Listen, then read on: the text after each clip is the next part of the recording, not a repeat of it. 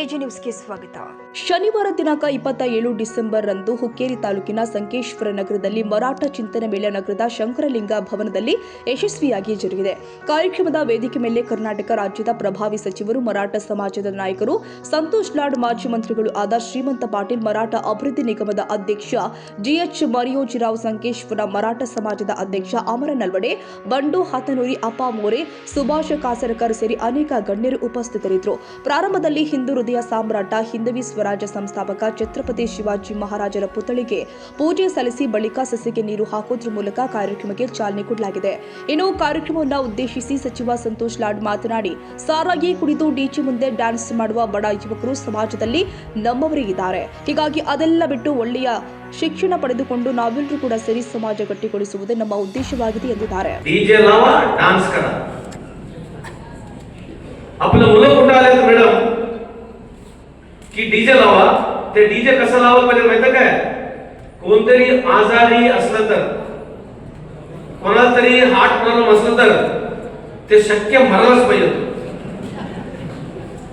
डिच्चिक डिच्चिक डिच्चिक डिच्चिक डिच्चिक डिच्चिक फिरायचं, डान्स करायचं. सगळे मुलं आमचं कुठेतरी बघा डीजे मध्ये. ते मुलं कोणाचे? आपलेच, आपले नातू, आपले बंधू, आपले मुलं जाऊन तिकडे डान्स करतात. कशाला डान्स करतात? छत्रपती शिवाजी महाराजची जयंती आहे आणि डान्स गाणे कुठला आहे? आयटम सॉन्ग वर. आणि माणूस कोण आहे? हा? आणि आम्ही डोळ्यातनं बघतो आणि आमच्या मुलांना आम्ही काय सांगत नाही. मग कशासाठी समाज पाहिजे तुम्हाला? आणि इथं सगळं तुम्ही आलाय. मला तुम्हाला विचारायचं आहे, कशासाठी आला तुम्ही इथं? For what you all have come here? For what we all have gathered is more important. ओ श्रीमान साहेब, त्यांनी एक मोठं इंडस्ट्रीज आहे. संतोष लाड एक मोठं मिनिस्टर आहे.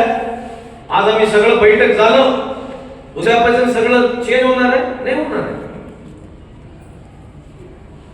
चेंज होणार नाहीये. तेवढं सोपं नाही चेंज व्हायचं. एज्युकेशन नाही आहे, ते सांगितलं ना. लॉयर्स म्हटलं तर आमच्याकडे लॉयर्स नाही. कशाला नाही आहे?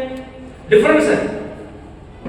आमचं थॉट प्रोसेस मध्ये, आमच्या विचारामध्ये, आमच्या वागण्यामध्ये एक सिस्टमॅटिक नसलं तर आम्हाला लई त्रास आहे.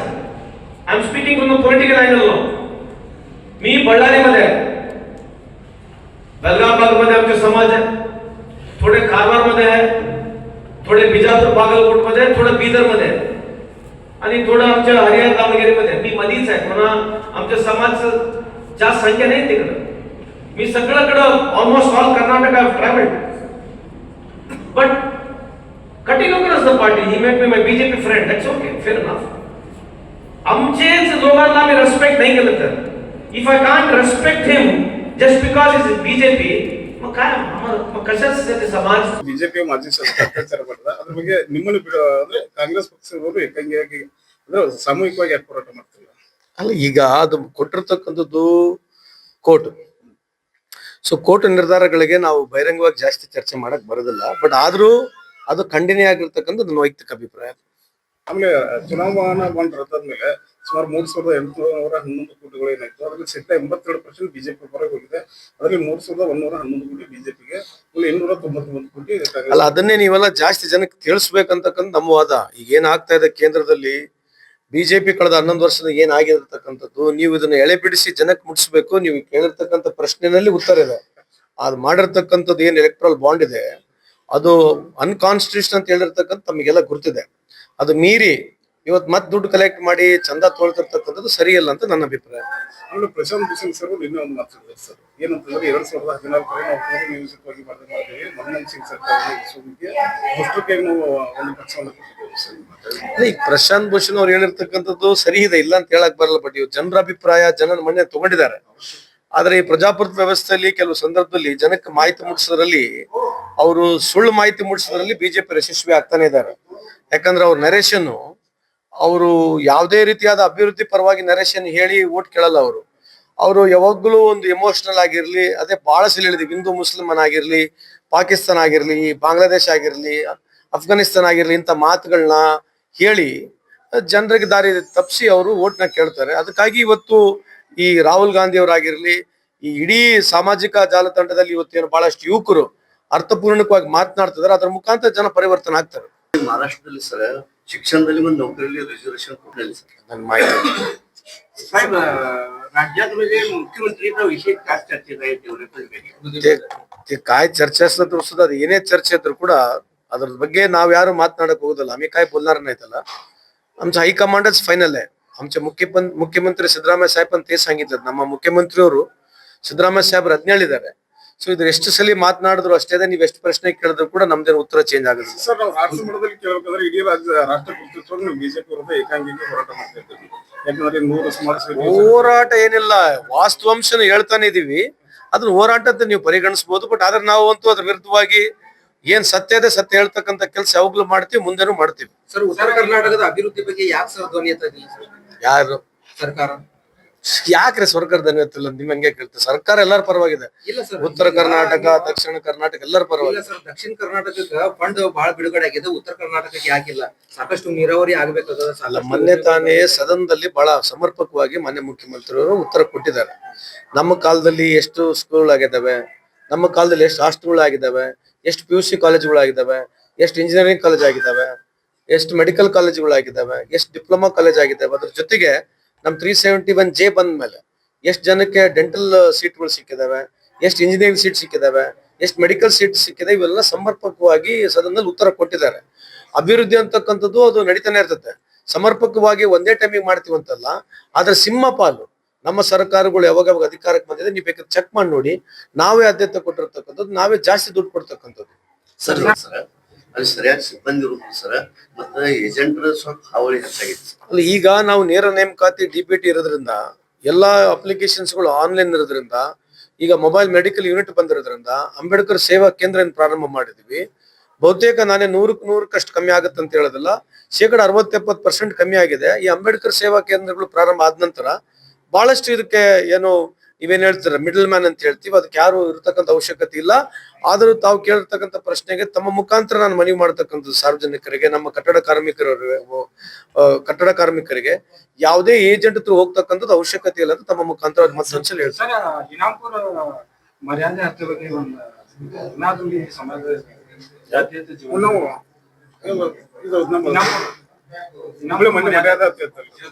ನಮ್ದ ಅದ್ ಹೇಳ್ತೀವಲ್ಲ, ಅವ್ರ ಮನೆಗೆ ಹೋಗಿದ್ದೆ ನಾನು. ಅವ್ರ ಮನೆಯಲ್ಲಿ ಸಂಪೂರ್ಣ ಬಸವ ತತ್ವ ಇದೆ. ಪಾಪ ಹುಡುಗ, ಆ ಹುಡುಗಿನು ಪಾಪ ಯಾರು ಕೊಲೆ ಆದ್ಲ ಹುಡುಗಿ, ಅವ್ರ ಮನೆಯವರೆಲ್ಲರೂ ಬಸವ ತತ್ವದಲ್ಲಿ ನಂಬಿಕೆ ಇರ್ತಕ್ಕಂಥವ್ರು. ಇವತ್ತು ಬಸವಣ್ಣವ್ರು ಏನು ಸಮಾನತೆ ಬಗ್ಗೆ ಮಾತನಾಡಿದ್ರು, ಬಸವಣ್ಣವ್ರು ಏನು ನಮ್ಮ ಸಮಾಜಕ್ಕೆ ಹೇಳ್ಕೊಟ್ಟಿದ್ರು, ಇನ್ನಾದ್ರೂ ನಮ್ಮ ಆ ವೈಷಮ್ಯಗಳನ್ನ ಬಿಡಬೇಕು, ಮನಸ್ತಾಪಗಳನ್ನ ಬಿಡಬೇಕು. ಮನುಷ್ಯನೇ ದಯವೇ ಧರ್ಮದ ಮೂಲ ಅಂತ ಹೇಳಿರ್ತಕ್ಕಂಥ ಬಸವಣ್ಣವ್ರ ಹೇಳಿರ್ತಕ್ಕಂಥ ಆದಿಯನ್ನ ನಾವು ಅದನ್ನು ಯೋಚನೆ ಮಾಡಿ ಸಮಾಜದಲ್ಲಿ ನಾವು ಬದುಕ್ತಕ್ಕಂಥ ಎಲ್ಲ ಪ್ರಯತ್ನಗಳು ಮಾಡ್ಬೇಕು. ಇಂಥ ಒಂದು ವ್ಯವಸ್ಥೆಯಲ್ಲಿ ತಂದೆನೆ ಹೋಗಿ ಮಗಳಿಗೆ ಕೊಲ್ತಕ್ಕಂಥದ್ದು ಈ ನಿದರ್ಶನ ಏನಿದೆ, ಯಾವುದೇ ಸಮಾಜದಲ್ಲಿ ಆಗಿರ್ಬೋದು, ಯಾವುದೇ ರಾಜ್ಯದಲ್ಲಿ ಆಗಿರ್ಬೋದು, ಯಾವುದೇ ದೇಶದಲ್ಲಿ ಇಂಥದ್ದು ಆಗ್ಬಾರ್ದು. ಇದು ನಿಜಕ್ಕೂ ಬಹಳ ಮನಸ್ಸಿಗೆ ದುಃಖ ತರ್ತಕ್ಕಂಥ ಸಂಗತಿ ಅಂತ ಹೇಳಿಕ್ಕೆ ಇಚ್ಛೆ ಬಯಸ್ತೇನೆ. ಜಾತ್ಯತೀತ ಜೀವನ ನಾವು ಇದು ನಮ್ಮ ಮನೆ ಮರ್ಯಾದೆ ಆಗ್ತೈತಲ್ಲ. ನಮ್ದ ಅದ್ ಹೇಳ್ತೀವಲ್ಲ, ಅವ್ರ ಮನೆಗೆ ಹೋಗಿದ್ದೆ ನಾನು. ಅವ್ರ ಮನೆಯಲ್ಲಿ ಸಂಪೂರ್ಣ ಬಸವ ತತ್ವ ಇದೆ. ಪಾಪ ಹುಡುಗ, ಆ ಹುಡುಗಿನು ಪಾಪ ಯಾರು ಕೊಲೆ ಆದ್ಲ ಹುಡುಗಿ, ಅವ್ರ ಮನೆಯವರೆಲ್ಲರೂ ಬಸವ ತತ್ವದಲ್ಲಿ ನಂಬಿಕೆ ಇರ್ತಕ್ಕಂಥವ್ರು. ಇವತ್ತು ಬಸವಣ್ಣವ್ರು ಏನು ಸಮಾನತೆ ಬಗ್ಗೆ ಮಾತನಾಡಿದ್ರು, ಬಸವಣ್ಣವ್ರು ಏನು ನಮ್ಮ ಸಮಾಜಕ್ಕೆ ಹೇಳ್ಕೊಟ್ಟಿದ್ರು, ಇನ್ನಾದ್ರೂ ನಮ್ಮ ಆ ವೈಷಮ್ಯಗಳನ್ನ ಬಿಡಬೇಕು, ಮನಸ್ತಾಪಗಳನ್ನ ಬಿಡಬೇಕು. ಮನುಷ್ಯನೇ ದಯವೇ ಧರ್ಮದ ಮೂಲ ಅಂತ ಹೇಳಿರ್ತಕ್ಕಂಥ ಬಸವಣ್ಣವ್ರ ಹೇಳಿರ್ತಕ್ಕಂಥ ಆದಿಯನ್ನ ನಾವು ಅದನ್ನು ಯೋಚನೆ ಮಾಡಿ ಸಮಾಜದಲ್ಲಿ ನಾವು ಬದುಕ್ತಕ್ಕಂಥ ಎಲ್ಲ ಪ್ರಯತ್ನಗಳು ಮಾಡ್ಬೇಕು. ಇಂಥ ಒಂದು ವ್ಯವಸ್ಥೆಯಲ್ಲಿ ತಂದೆನೆ ಹೋಗಿ ಮಗಳಿಗೆ ಕೊಲ್ತಕ್ಕಂಥದ್ದು ಈ ನಿದರ್ಶನ ಏನಿದೆ, ಯಾವುದೇ ಸಮಾಜದಲ್ಲಿ ಆಗಿರ್ಬೋದು, ಯಾವುದೇ ರಾಜ್ಯದಲ್ಲಿ ಆಗಿರ್ಬೋದು, ಯಾವುದೇ ದೇಶದಲ್ಲಿ ಇಂಥದ್ದು ಆಗ್ಬಾರ್ದು.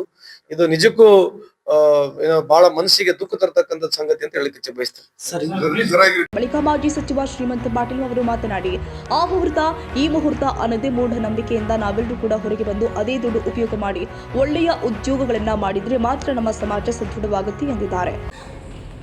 मुहूर्त कधीच बघितलं नाही. अगदी पहिलं काम एक 5 एकराच्या आमच्या गावासाठी स्कीम केली. रात्री 12 वाजता ते काम कंप्लीट झालं. तो जो इलेक्ट्रिशियन होता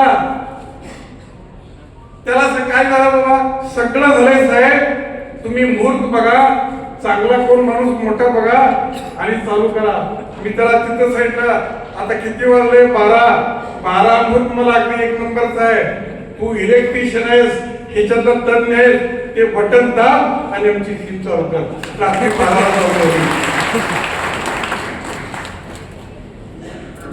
चालू झाली आणि अजून सुद्धा 40 वर्ष होत आली ती स्कीम 1 नंबरला चाललेली आहे. मग मुहूर्त कशाला बघता तुम्ही? 12 केलं काय, अमावस्याला केलं काय, कोणी काय झूठ आहे हे सगळं डोक्यात भरून आमचा सध्या नाश बरोबर आहे.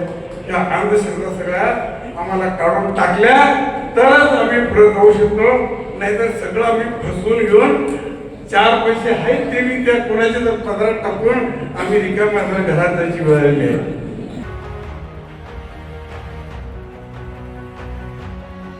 ಕನ್ನಡಿಗರ ಮೆಚ್ಚಿನ ನಿಮ್ಮ ಎಜೆ 24/7 ನ್ಯೂಸ್ ಕನ್ನಡ ವಾಹಿನಿ ಇದೀಗ ಟಿವಿಯಲ್ಲಿ ಲಭ್ಯ. ಒಂದು ವೇಳೆ ನೋಟಿಸ್ ಕೊಟ್ಟಿದ್ರೆ ವಾಪಸ್ ತಗೋತೀವಿ. ಇವತ್ತು ವಕ್ಫ್ ಪ್ರಾಪರ್ಟಿ ಅಂತೇಳಿ ಬರ್ತದೆ ಅಂತ ಹೇಳಿದ್ರೆ ರೈತರು ಬೀದಿಗೆ ಬಂದು ಏನ್ ಮಾಡ್ಬೇಕಾಗತ್ತೆ? ಯಾರು ವೋಟ್ ಹಾಕಿಲ್ಲ ಅಂದ್ರೆ ಗ್ಯಾರಂಟಿನೆಲ್ಲ ಸ್ಟಾಪ್ ಮಾಡ್ಬಿಡ್ತೀವಿ.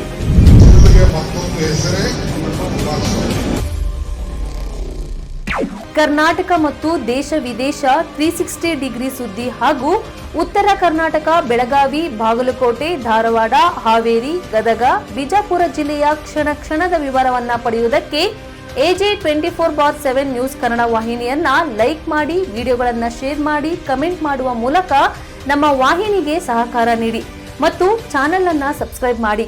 ಧನ್ಯವಾದಗಳು.